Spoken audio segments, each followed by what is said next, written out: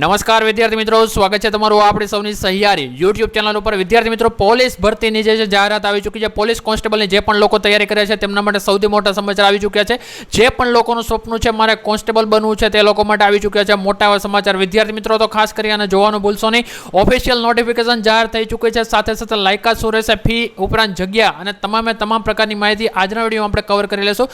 જી હા મિત્રો, પોલીસ કોન્સ્ટેબલની નવી ભરતીની જાહેરાત થઈ ચૂકી છે, તો આપણે આજના વિડીયોમાં માહિતી જોઈ નવી ભરતી આવી છે, કેટલી જગ્યા છે વગેરે ઘણી બધી બાબતો છે। જે તમારા પ્રશ્નો રહેલા છે તો એ તમામ પ્રકારના પ્રશ્નોનું આજે સમાધાન કરશું। ખાસ કરી જે વર્તમાન ભરતી હતી પોલીસની, એમાં જે પણ લોકો જે કોન્સ્ટેબલમાં રહી ચૂક્યા છે અને એમને ફરીથી કોન્સ્ટેબલ બનવું છે તો એ લોકો માટે એક સારા એવા સમાચાર આવી ચૂક્યા છે। અને ખાસ કરી અને મહત્વની બાબત એ છે, એમાં લાયકાતમાં પણ થોડો સુધારો છે। લાયકાત 10 પાસ થઈ ચૂકી છે, એટલે એ પણ તમારી માટે એક સારા એવા સમાચાર છે। તો આજના વિડીયોમાં પૂરેપૂરા બન્યા રહેજો, જેના કારણે તમને તમામ પ્રકારની માહિતી મળી જાય। તો વિડીયો શરૂ કરીએ છીએ તે પહેલા ચેનલ ઉપર ન હોય તો ચેનલને સબસ્ક્રાઇબ કરો। કોન્સ્ટેબલ ભરતી, પોલીસ ભરતીની માહિતી લેવા માંગતા હોય તો ચેનલ સાથે જોડાયેલા રહેજો।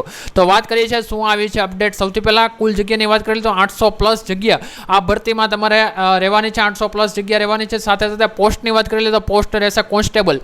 ત્યારબાદ જો વાત કરીએ તો પગાર તમારો કેટલો રહેશે, પગાર છે 21,700 રૂપિયાથી લઈને જે બેઝિક ભત્તા વગેરે ઘણી બધી વસ્તુ મળવાની છે। સરકારી નોકરી ભત્તા અને લાંબા ગાળે સ્થિર કારકિર્દી પણ તમે આમાં મળી જવાની છે। ઉંમર મર્યાદાની વાત કરીએ તો 18 વર્ષ અનામત વર્ગને છૂટછાટ મળવા પાત્ર પણ રહેશે, તો આ પણ એક બાબત જે છે એ ખાસ નોંધી લેવાની છે।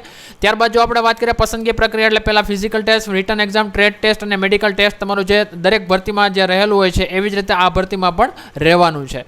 ત્યારબાદ આપણે વાત કરીએ ફિઝિકલ ટેસ્ટમાં શું આવે, દોડ અને શારીરિક માપદંડ જે અગાઉની પરીક્ષામાં હતું એવી જ રીતે પહેલા તબક્કામાં મહત્વપૂર્ણ છે, બીજામાં આપણે લેખિત પરીક્ષા આપવાની એટલે કે MCQ આધારિત પરીક્ષા હોય છે એ તમારે આપવાની રહે છે। ત્યારબાદ વાત કરીએ મહત્વની તારીખ, આ ફોર્મ જે છે અત્યારે જે છે ફોર્મ ભરવાની તારીખ પણ જાહેર થઈ ચૂકી છે। છેલ્લી તારીખ 20 એપ્રિલ 2026 ના દિવસે આ તમે ફોર્મ ભરી શકો છો।